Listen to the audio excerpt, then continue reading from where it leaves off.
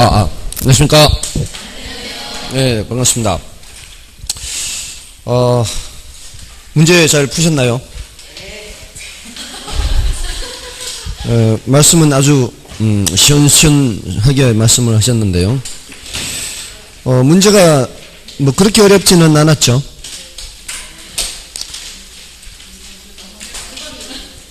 어려웠나요? 어려웠습니까? 이게 지난번하고 비교했을 때 어떻습니까? 지난번이 조금 더 어려웠어요? 이번이 조금 더 쉬웠고요. 혼자 지금 그런 말씀 하시는 거 아니에요? 지난번보다 평균 점수가 다른 데서는 조금 더 올랐어요. 지난번보다. 최고 점수도 더 높고요. 다른 데서는 최고 점수가 90점이었어요. 뭐 그렇게 놀라십니까? 최고 점수가 90점인데 평균 점수도 약간은 올랐어요. 한 0.4 정도, 0.5 그 정도 올랐습니다. 0.4, 0.5면은 그게 한 두 문제인가요? 한 문제 0. 아니구나. 2.5죠. 2.5. 한 문제가 아니네. 조금 올랐어요. 조금 평균 점수가. 자, 아무튼 그런 정도고요. 자, 이번에도 이제 표시를 좀 해드리면은 이 정도는 좀 풀어야 된다라고 하는 그런 게 있는데요. 일단 1번 같은 거는 이제 패스를 해야 되겠죠. 실전에 이런 식으로 앞에 이상하게 출제될 가능성은 실전에서는 그렇게 많지 않아요. 근데 이제 일부러 이렇게 문제를 좀 뒤섞었는데 혹시라도 앞에 어려운 문제가 나오면 바로 패스를 하고 지나가셔야 돼요. 근데 이제 2번 정도는 푸셔야 돼요. 이게 2번이 부동산 특성의 파생 현상이긴 해도 이게 그렇게 어려운 것은 아니거든요. 이 정도는 풀어야 되고요. 2번, 3번 이 정도는 푸셔야 돼요. 그 다음에 4번도 푸셔야 되는 거죠. 이게 부동산 개념에 해당하는 거고요.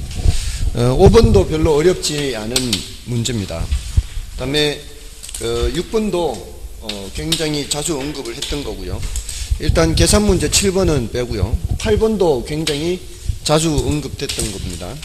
그 다음에 9번도 이런 정도 맞춰야 되고요.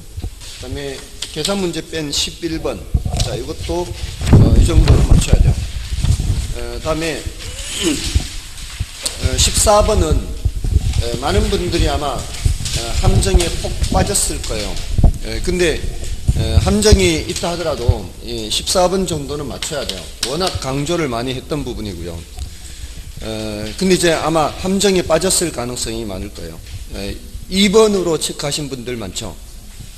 거의 2번에 해서 틀렸을 거예요. 정답은 3번이에요. 죄송합니다. 함정을 너무 앞에 깊게 파놔서 안 빠질 수가 없을 거예요.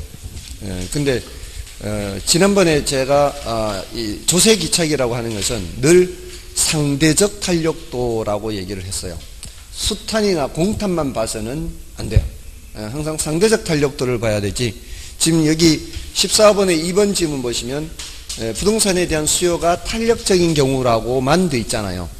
수탄이 탄력적이다 이 소리는 수탄이 1보다 크다라고만 돼 있는 거예요. 공탄에 대해서는 언급이 없죠. 이 상대적 더 탄력적인 거하고 그냥 탄력적인 거는 개념 자체가 다르죠. 어떤 집에 몇 번 말씀드렸지만 어떤 집에 큰아들이 더 큰데 65cm래요. 165cm.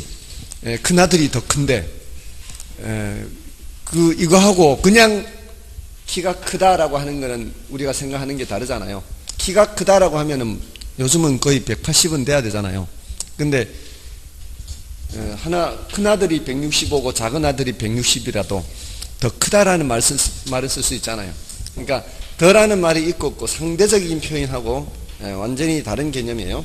아무튼 조심해야 되고요.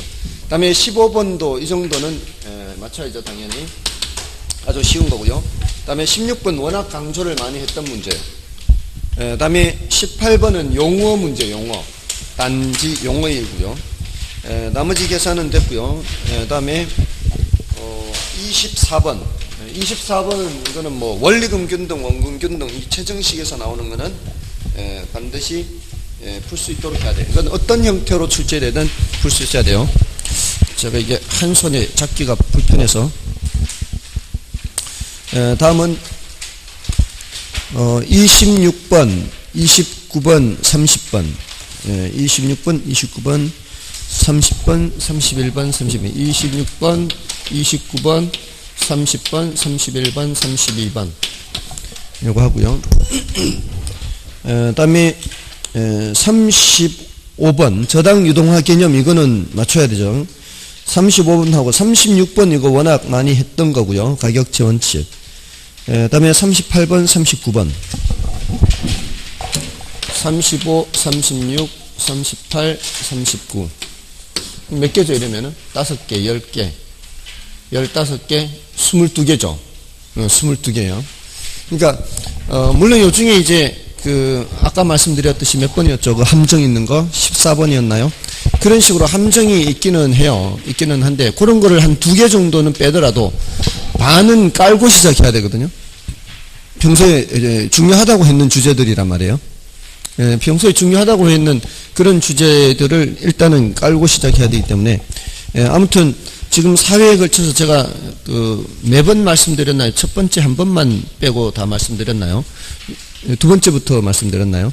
이거를 이제 말씀을 드린 것들은 꼭 맞출 수 있도록 남은 기간 동안 이 정도의 주제들은 꼭 맞출 수 있도록 해야 되는 거죠. 자, 아무튼 자 1번부터 이제 풀어보겠습니다.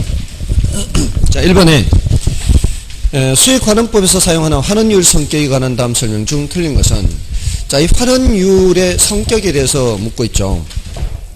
자, 요거는 난이도가 높은 문제예요. 난이도가 높은 문제인데 일단 수익환원법, 우리 수익환원법에서는 환원율에서 출제될 가능성이 제일 높다 그랬죠. 환원율이라는 것은 뭐와 뭐의 합으로 되어 있어요? 수익률과 회수율의 합으로 되어 있죠. 자, 이게 이제 다시 한번 말씀드리지만 수익환원법에서 이 환원율 개념은 우리가 이제 총투자액이죠. 총투자액분의 순영업소득이잖아요. 자, 이게 왜요? 2개의 합으로 되어 있어야 되는가 하면은 우리가 이제 투자를 하게 되면은 투자된 원금 있잖아요. 원금. 그 원금이 소멸이 될 것으로 예상이 되면은 내가 매년 손에 잡아야 되는 돈은 수익에 해당하는 돈만 잡아서는 안 되잖아요. 원금을 회수하는 돈도 이 속에 포함되어 있어야 되죠. 그거를 의미하는 거예요. 매년 손에 잡는 돈입니다. 이거는 순영소득이. 그것은 수익에 해당하는 돈 말고도 회수에 해당하는 돈이 들어있어야 돼요. 근데 그게 만약에 뭐 10년 후에 소멸이 되면은 10년간 100% 회수를 해야 되고요. 20년 후에 소멸이 되면은 20년 동안 100% 회수를 해야 돼요. 근데 이것은 이제 물리적으로 봤을 때 건물은 반드시 소멸하니까 건물에 투자된 거는 회수를 해야 되죠. 근데 토지는 소멸되지 않으니까 회수할 필요가 없잖아요. 그래서 복합부동산의 경우에는 이제 건물만 회수하는 금액만 여기 포함시키면 되는 거예요. 근데 지금 방금 말씀드린 것은 물리적인 측면에서 얘기하는 거예요. 물리적인 측면에서는 건물에 투입된 자금은 결국은 소멸이 되게 돼 있거든요. 근데 이거는 끝까지 철거할 때까지 끝까지 들고 갈 때 얘기고요. 혹시라도 우리가 한 5년이나 7년 짧은 기간 동안 보유하다가 팔 수 있잖아요. 팔 때 원래 샀을 때 금액을 받을 수 있다면 그땐 원금이 소멸되지 않잖아요. 그러면은 그때는 이걸 고려할 필요가 없어요. 매년 버는 게 그게 다 수익이에요. 그렇잖아요. 자, 그러면은 그때는 회수율이 뭐가 되는 거예요? 제로가 되죠. 그러니까 샀을 때 가격과 팔 때 가격이 똑같을 때에는 회수율이 제로가 되는 거예요. 샀을 때보다 내 원금이 줄어들 때 뭐가 되는 거예요? 회수율이 플러스가 돼요. 플러스. 그러면은 반대가 되면 어떻게 되겠어요? 오히려 자본 이득이 발생하는 거. 그러니까 원금이 오히려 더 늘어나는 거죠.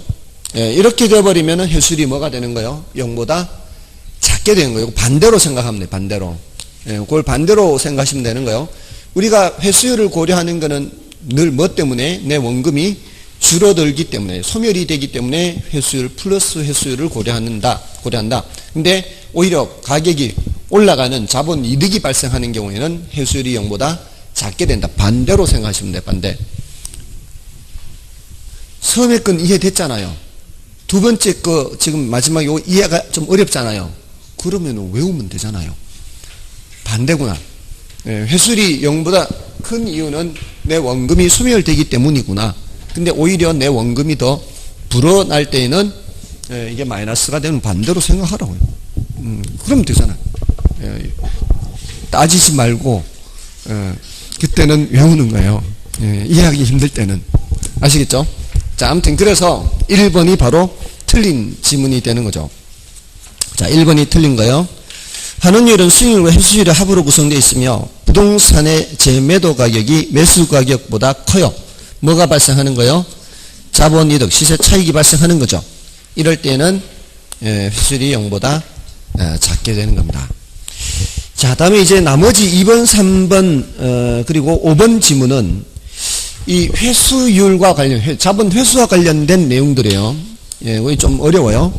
이게 이제 직선법이라는 게 있고요. 상환기금법이라는 게 있고요. 그러니까 이런 건 이제 난이도가 높아서 딱 한 번 출제가 됐어요. 사실 우리 시험에 한 번 출제됐는데 이렇게 설명을 드리는 거는 혹시라도 출제가 되면은 생각이 나면 다행이고 안 나도 할 수 없고 뭐 이런 심정이에요, 솔직히. 그렇지만 한 번은 설명을 드리는 거예요. 사실 한 번 더 드렸어요. 예전에도 말씀을 드렸어요. 요거를 직선환원법이라고도 하고요. 이제 우리 수익환원법이니까 여기도 상환기금환원법, 이렇게 환원이란 단어를 이렇게 생략해서 써요. 이렇게 환원법. 이게 이제 평준이란 말도 생략해서 평준연금환원법. 그러니까 연금환원법, 연금법 줄여서 그냥 연금법 이렇게 하는 거예요. 자, 이거는 모두 다 어떤 데 대한 가정이 다른가 하면 이 회수율을 어떻게 결정을 할 거냐 하는 거예요. 회수율을 하기는 하는데 직선법은 회수된 자본을 재투자하지 않고요. 금고 속에 넣어 놓는 거예요. 금고 속에 넣어 놓고서도 100% 회수를 하는 거예요. 소멸이 됐을 때. 근데 상환기금법이나 평준연금환원법, 얘네들은 재투자를 해요. 요것도 재투자하고 요것도 재투자하는데 얘는 안전한 곳 재투자예요. 안전한 곳. 안전한 곳이 어딜까요? 은행 생각하시면 돼요. 은행에다가 이 적금 붓듯이 해놓는 거예요. 회수되는 돈 생길 때마다 회수되는 돈은 은행에 적금 붓듯이 하는 거예요. 다음에 평준연금환원법은 동종업종이에요. 자, 그러면 회수된 돈을 재투자하면은 수익률이 발생할 거 아니에요. 어떤 수익률이 더 높겠어요? 요게 수익률이 더 높겠죠. 안전한 은행보다는. 그러면은 똑같은 수익이 발생하는 부동산이라 하더라도 어떤 방법으로 평가하느냐에 따라 평가액이 달라지겠죠. 어떤 게 평가액이 제일 높겠어요? 이게 평가액이 제일 높겠죠. 얘가 평가액이 제일 낮고요. 그러니까 하나의 물건을 세 가지 방식으로 평가하는 건 아니에요. 그 물건의 성격에 맞는 그에 따라 평가 방식이 달라지는 거예요.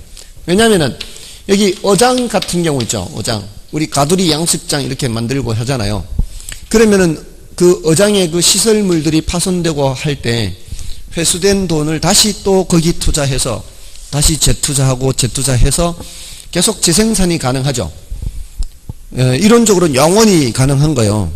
재생산이 가능한 거예요. 근데 광산은 어때요? 광산은 시설물을 캐고 나면은 다시 그 광산에다가 다시 뭐 낡아진 시설물들을 새로 설치하고 안 되는 거예요. 이게 캘 게 없기 때문에. 더 이상 캘 게 없기 때문에. 그래서 광산 같은 경우에는 이 방법으로 평가를 하는 거예요. 근데 이거는 보통 일반적인 임대부동산 같은 거는 직선법으로 해요. 아무튼 그 물건에 따라 수익성 부동산의 종류에 따라 다른데 아무튼 이 재투자를 하느냐 재투자를 하지 않느냐, 안전한 곳에 재투자하느냐 동종업종 재투자, 이렇게 달라지는 거죠. 자, 그럼 여기에 재투자할 때의 수익률과 지금 광산에서의 수익률이 다를 거 아니에요. 그래서 여기는 이종의 이율이 적용된다 그래요. 근데 여기는 동종업체니까 일종의 이율이 적용된다. 이렇게 얘기를 하는 겁니다. 그래서 지금 2번, 3번, 5번이 어렵고요. 그다음에 그 4번 문제는 엘루드법이죠. 엘루드법은 이게 만약에 우리가 감정평가사 시험이라면은 4번을 반드시 알아야 돼요. 감정평가론에서는 이 엘루드라는 사람이 사실 굉장히 중요한 인물이거든요. 근데 우리는 뭐 공인중개사 시험이니까 요거 한번 예전에 나오기는 했어요. 사실은 엘루드라는 이 사람이 나오긴 했는데 이 사람은 1950년대 미국의 투자자들을 관찰해서 미국의 투자자들이 어떻게 행동을 하는지를 보고 이 방법을 고안한 사람이에요. 그러니까 그전에는 조금 전에 말씀드렸듯이 끝까지 건물 철거할 때까지 계속 들고 간다 이렇게 가정을 했거든요. 사람들이. 근데 1950년대 미국의 투자자들을 보니까 끝까지 가져가는 사람들이 거의 없어요. 잠깐 동안 갖고 있다 팔아서 원금을 회수해 가더라는 거예요. 그러니까 그런 사람들의 행태를 보고서 고안해 낸 거거든요. 그래서 전형적인 보유 기간이라는 게 있어요. 그래서 뭐 아주 길어도 10년 이내요. 그러니까 이럴 때에는 짧은 기간이기 때문에 오히려 가격이 올라갈 수도 있거든요. 아까 올라갈 때 이게 마이너스가 된다 그랬잖아요. 그러니까 그거를 고려한 거예요, 이 사람이. 그래서 가치 변화분을 고려했고요. 그다음에 그 보유 기간 동안의 원금 상환분, 원금 상환분을 지분 형성분이라고 그래요. 요거를 본 거는 그 당시에 투자자들이 대부분은 남의 돈을 빌려 투자하더라는 거예요. 남의 돈을 빌려 투자하게 되면은 원금 이자를 갚게 될 거 아니에요. 그 원금 상환분이 내 것이 되는 거거든요. 지분 형성분. 거기에다가 남의 돈을 빌려서 투자하게 되면은 매년 순영업 소득을 손에 잡는 게 아니라 세전현금 수지를 손에 잡아요. 투자자는. 그래서 세전현금 수지를 중시해요. 그래서 세전현금 수지, 그다음에 가치변화분, 지분형성분 요 세 가지가 환원율에 미치는 영향을 본 사람이 엘루드예요. 근데 이걸 정확하게 표현하면은 세전현금 수지라고 해야 되겠지만 그냥 현금 수지라고 해서 틀린 표현은 아니에요. 그냥 현금 수지 해도 됩니다. 자, 아무튼 그래서 지금 1번은 정답이 1번이고요. 난이도가 좀 높습니다. 자, 이제 2번을 보시면은 다른 거 이제 확인만 하시면 되겠죠. 설명은 다 드렸으니까 확인만 하시면 되고요. 그다음에 2번은 다음 보기 중 토지의 자연적 특성 중 지리적 위치 고정성의 파생 현상으로만 짝지은 것은 했죠. 이거는 뭐 틀리면 안 되는 이유가 워낙 부동성은 강조를 많이 했잖아요. 그리고 어려운 것은 아니잖아요. 이게 왜냐하면 지역 분석 나오죠. 지역 분석하면은 부동성의 파생 현상으로 늘 나오는 거고요. 그다음에 집약적 이용이 뭐예요? 부중성과 관련 집약적 이용은 위로 올려서 이용하는 거잖아요. 위로 올려서 이용하는 이유는 토지가 부족하니까 더 이상 늘릴 수가 없으니까 위로 올려서 이용하는 거고요. 그 다음에 지역별로 시장 세분화 이것도 부동성 파생 현상 맞죠? 그 다음에 적지론이 근거한 적지론이 뭐죠? 요거는 용도 다양성과 관련되죠. 이 적지론이라는 건 늘 입지론하고 함께 비교하잖아요. 입지론, 적지론 이렇게.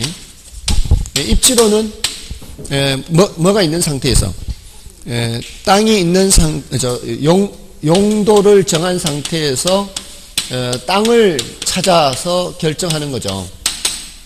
입지가 좋다. 뭐 어떤 곳이 뭐 하기 어떤 곳이 좋은 곳이냐. 그 땅 찾는 거잖아요. 근데 요거는 뭐가 있는 상태에서 용지가 있는 상태에서 용도를 찾는 거잖아요. 어떤 용도가 적당할까? 용도가 한 가지라면 고민할 필요가 없잖아요. 용도가 다양하기 때문에 고민하는 거죠. 땅 찾아가는 거는 부동성 때문이죠. 사람이 땅 찾아가는 부동성 때문에 땅 찾아가는 거고요. 그래서 요거는 틀렸죠. 그다음에 미음은 경제적 감가. 이건 뭐 워낙 많이 했잖아요. 경제적 감가는 부동성이나 인접성과 관련돼 있죠. 그래서 맞춰야 돼, 이 정도는. 다음에 그래서 정답은 2번이고요. 다음은 3번은 다음 중 부동산의 특성 관련하여 틀린 설명은 1번의 병합분할 가능성은 용도 다양성을 뒷받침해 주는 특성이 되며 한정가격 등의 개념을 제시하는 근거가 된다. 한정가격 할 때마다 이게 병합분할 가능성이 있죠. 그거 맞고요. 그와 함께 무슨 원칙도 함께 했었어요. 기여의 원칙도 늘 함께 했었지 않습니까? 그 다음에 2번은 부정성의 특성은 토지시장이 공급자 경쟁보다 수요자 경쟁을 유발하게 만든다. 그죠? 예, 공급자들이 들락날락 거리기가 어렵죠. 그래서 맞는 말이고요. 그 다음에 지리적 위치 고정성은 부동산 활동은 임장활동. 맞죠? 현장을 찾아가야 되는 것. 그 다음에 영속성의 특성은 토지 수익을 영속적인 것으로 만들며 부동산 가격 제원칙 중 대체 원칙을 성립시키는 근거가 된다. 자, 영속적인 것은 맞는데요. 그 부동산 가격의 제원칙 중 대체 원칙이 아니라 예측의 원칙, 예측. 미래를 예측하는 거잖아요. 영속성은 예측의 원칙이요. 그래서 4번이 틀렸고요. 그 다음에 개별성의 특성 때문에 토지에는 일물일가 법칙이 적용되지 않고 개개 부동산의 가격 및 수익 등을 개별하여 부동산 간의 개별 요인의 비교 작업이 필요하게 한다. 그렇죠. 지금 이 3번의 4번 지문은 사실 이 4번 지문 자체가 쉽게 틀렸다는 걸 판단하기보다는 다른 것들이 다 옳으니까 4번이 틀렸지 않았을까 이렇게 갈 가능성이 많죠.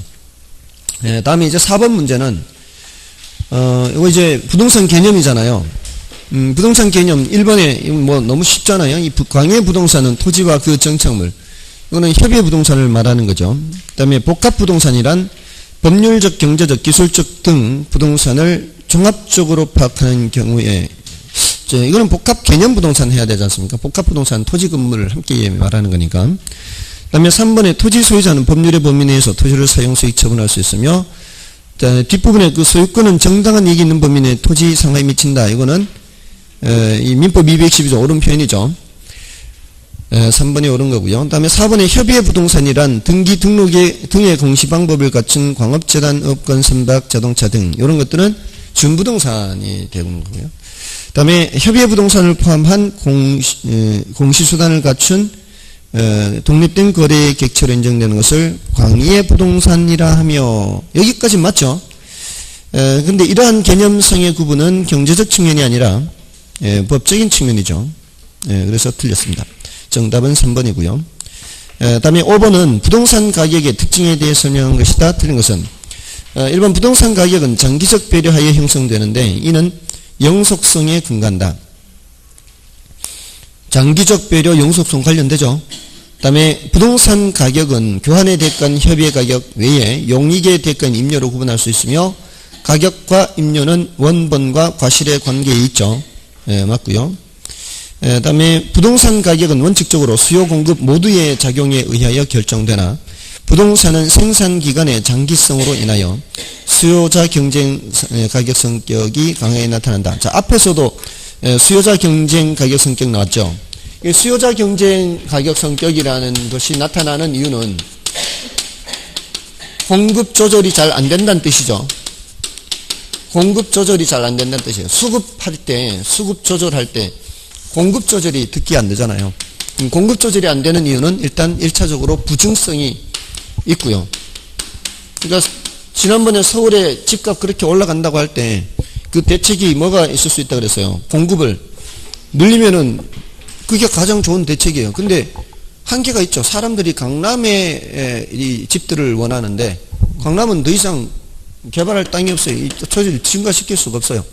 여기에다가 생산기간이요. 설령 땅이 있다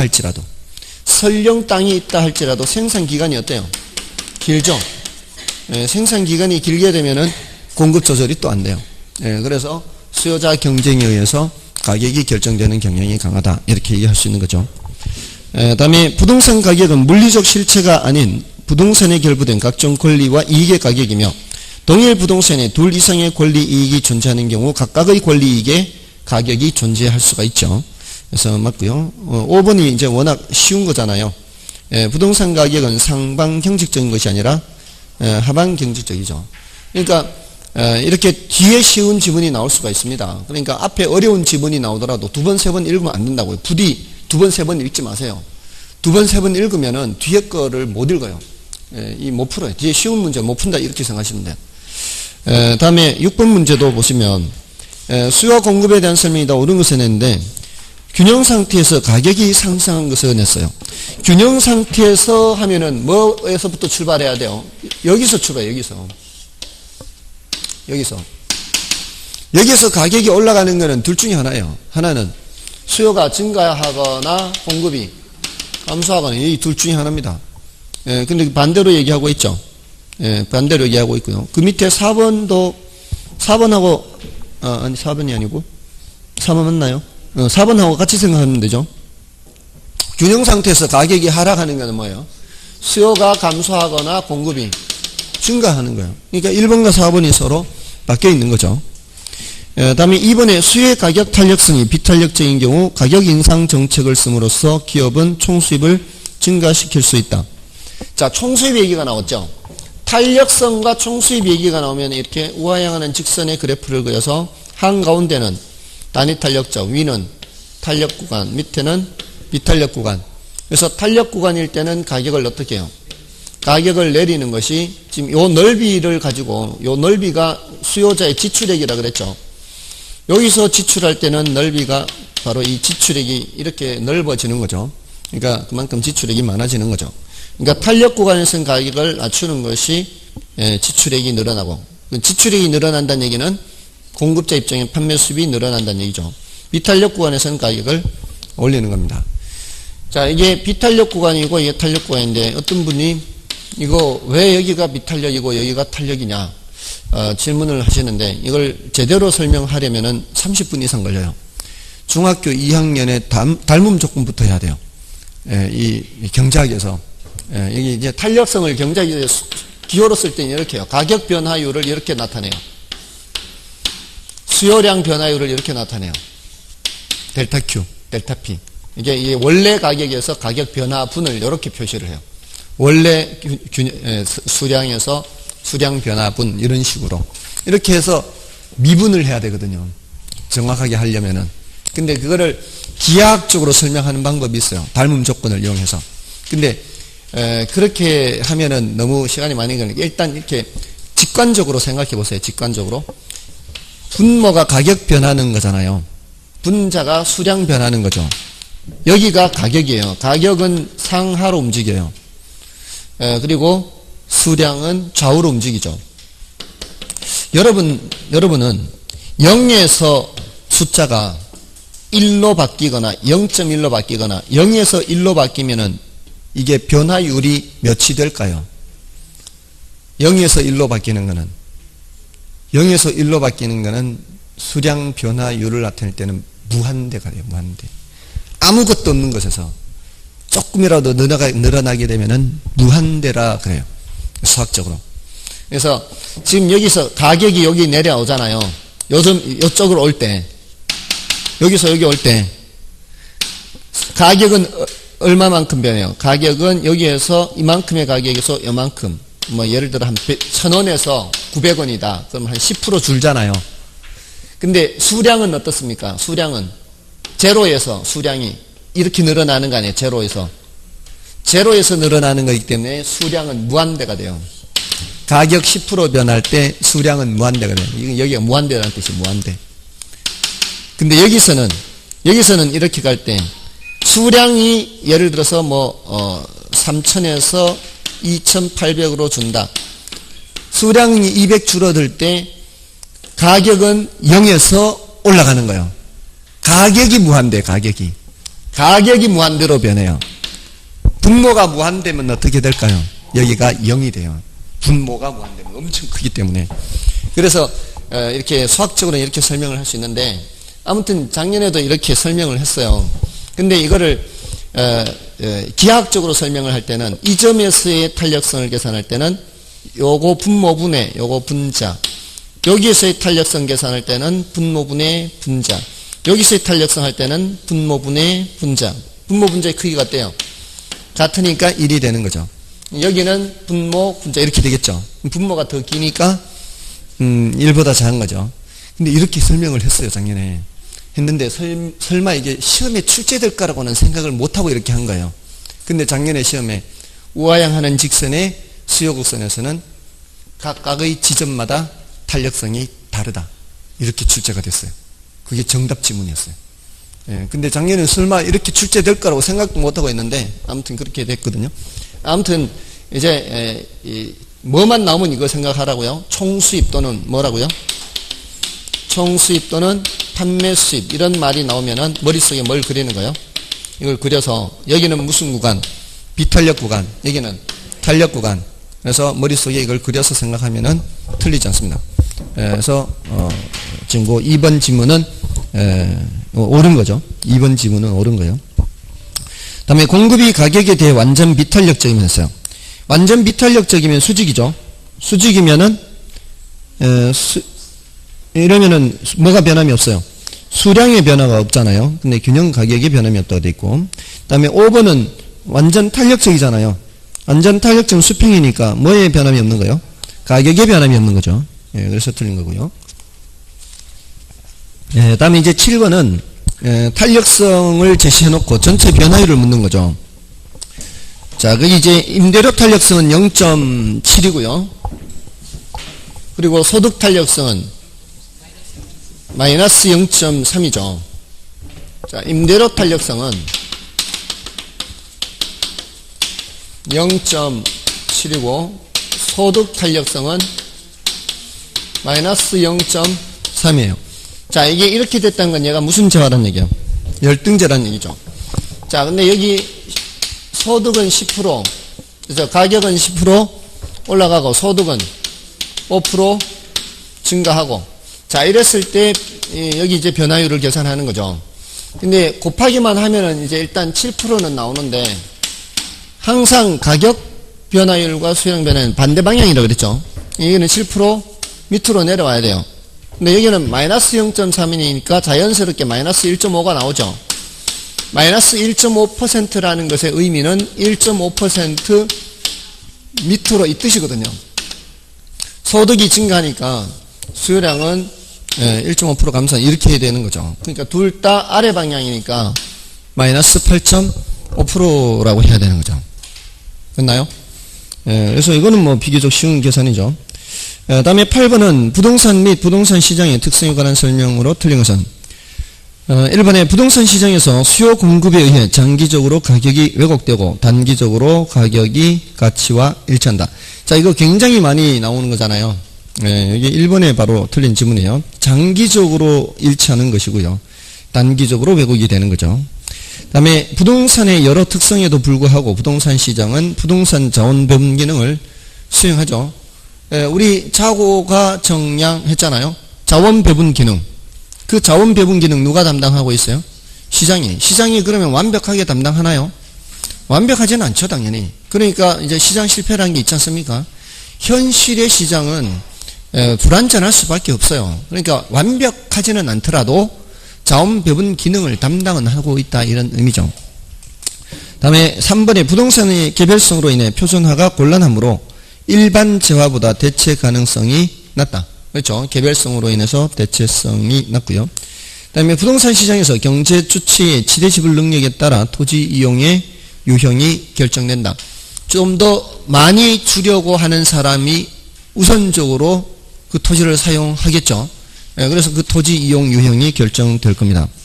그 다음에 부동산 가격 상승 시 부동산 공급이 비탄력적인 것은 부동산의 부증성 또는 생산 기간의 장기성이 큰 영향을 미친다.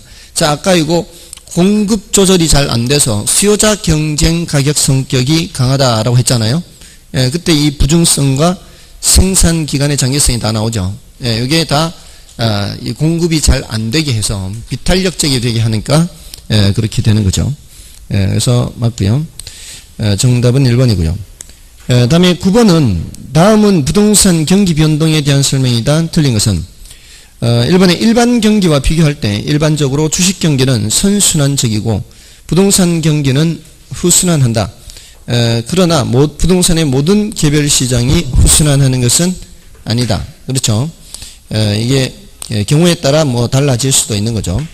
다음에 개별 시장으로 분석하면 주거용은 일반 경기에 역행하고 상업용과 공업용은 일반 경기에 순행하는데 이는 자금의 유용성과 밀접한 관련성을 가진다.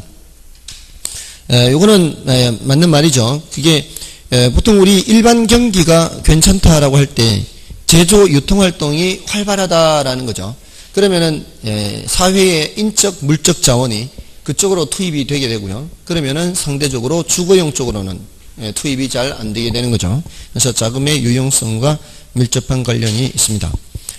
맞고요. 다음에 3번에 부동산 경기는 상하 회후 국면이 이렇게 순차로 할 때는 이렇게 하면 안 된다 그랬죠. 상후 하회 이렇게 순차로 진행이 돼야 돼요.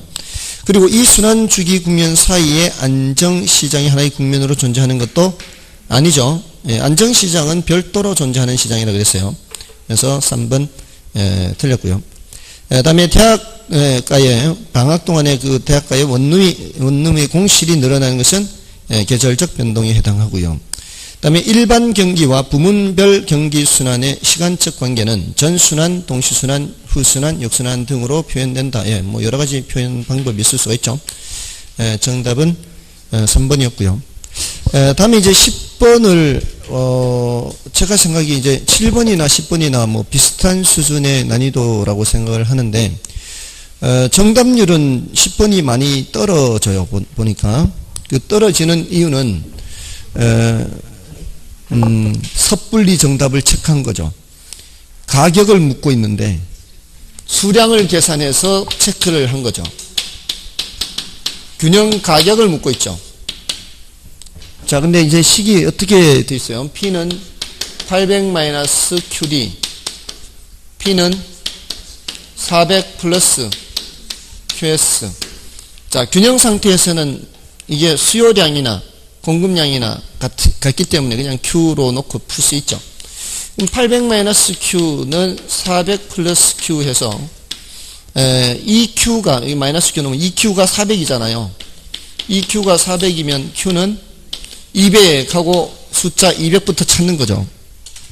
그래서 1번 이렇게 하면 틀린 거죠. 묻는 거는 Q가 아니고 P예요. P. 그러니까 집어넣어서 다시 P를 계산을 해야 되죠. 600으로. 혹시 이렇게 해서 틀린 분 계시나요?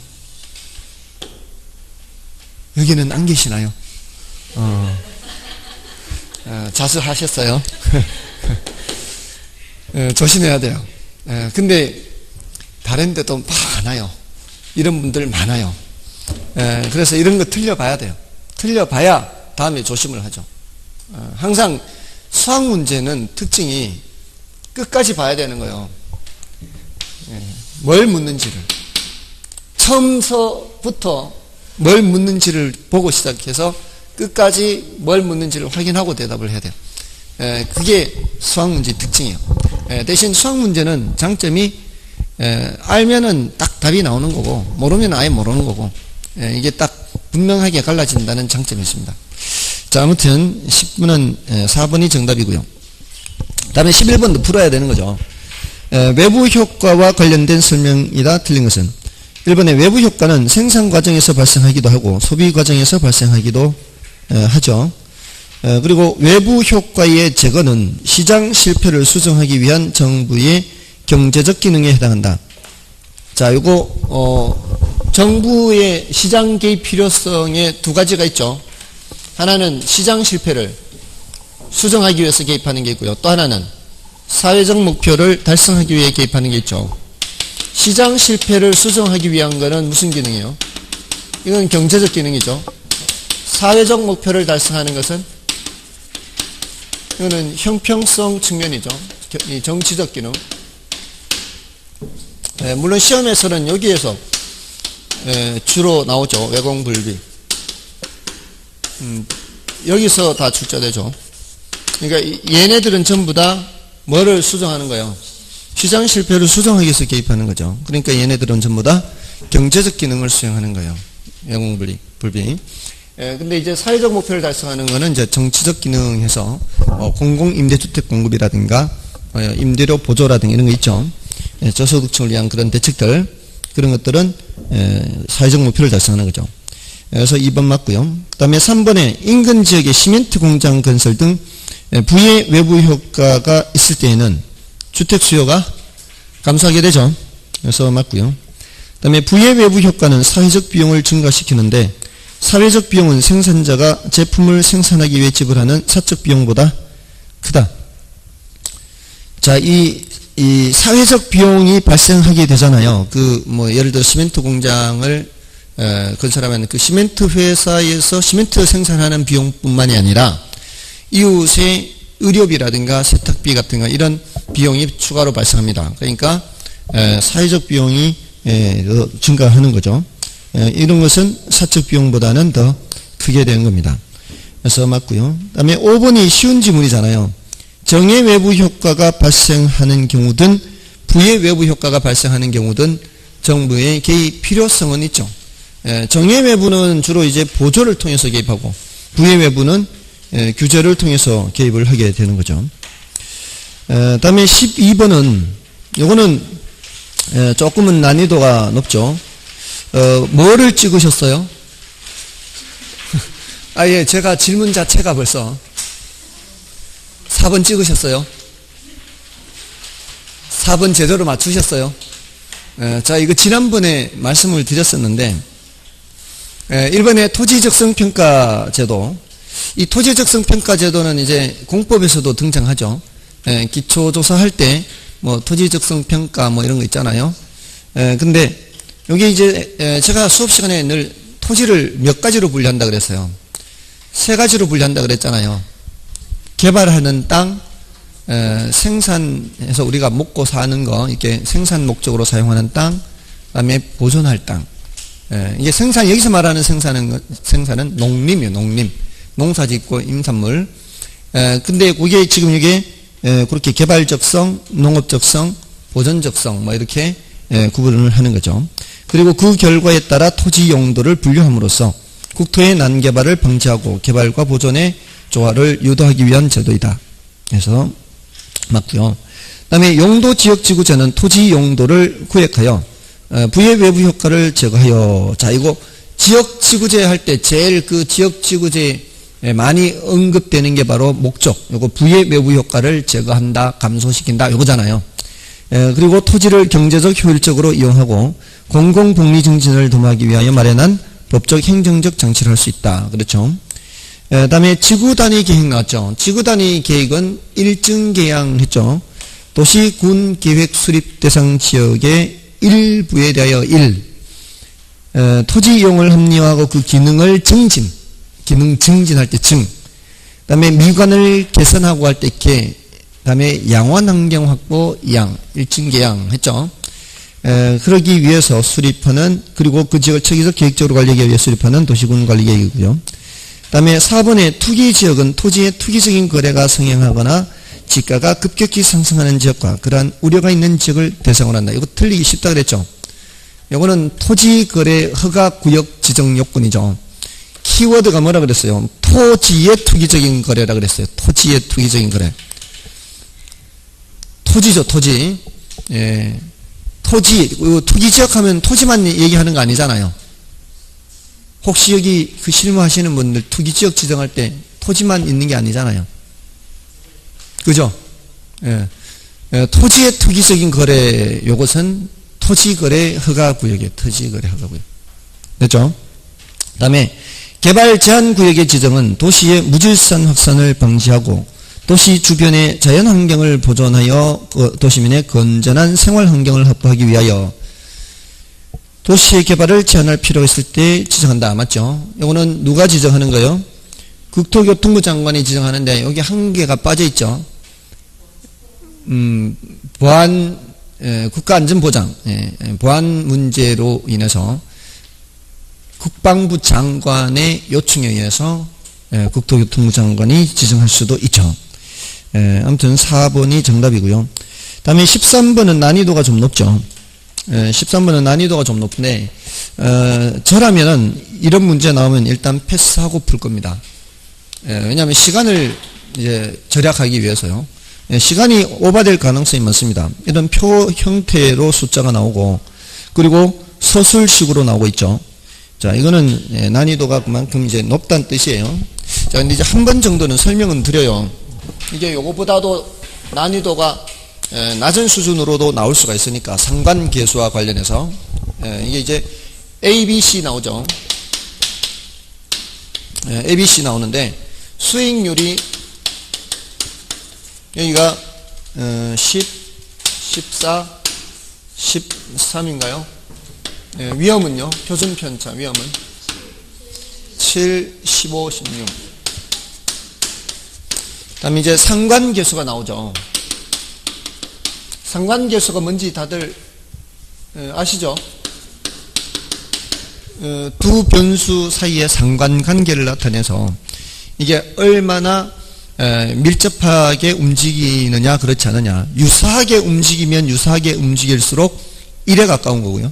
서로 상반되게 움직일수록 마이너스 1에 가까운데 이 숫자가 지금 주식과 관련된 상관계수가 있고 채권과 관련된 상관계수가 있죠. 그래서 0.75, 0.46이에요. 이게 뭔 뜻이에요? A라는 부동산하고 주식하고의 상관계수는 0.75. A라는 부동산과 채권이라는 자산과의 상관계수는 0.46. 그럼 어떤 것이 더 움직임이 비슷하다는 얘기예요. 주식과의 움직임이 더 비슷하다는 뜻이에요. 1에 더 가까우니까. 그러면 분산 효과는 어떤 게 더 높다는 뜻이에요. 얘가 분산 효과가 더 높다는 거예요. 마이너스 1에 가까울수록 효과가 높은 거니까. 맞나요? 그러면 B하고 주식과의 관계에서는 0.23과 0.12가 있죠. 자, 이 둘 중에 누가 움직임이 더 비슷해요? 주식하고 채권 중에. 여기도 주식이 더 크죠? 채권보다. 그 다음에 C는 0.57과 0.37. 이것도 뭐하고 비슷해요? 주식하고 비슷하죠? 전부 다 채권보다는 주식 쪽이 숫자가 더 크니까 이게 주식과의 움직임이 더 비슷해요. 그러면은 자, 이런 부동산들하고 주식이나 채권, 금융상품으로 함께 섞어서 투자한다면 주식하고 섞는 게 좋겠어요? 채권하고 섞는 게 좋겠어요? 채권하고 섞는 게 좋다 이 말이에요. 됐나요? 자, 그래서 그런 이제 질문을 하는데 그 1번에 보시면은 A 부동산은 다른 부동산에 비해 저위험, 저수익 투자 상품이다. 맞나요?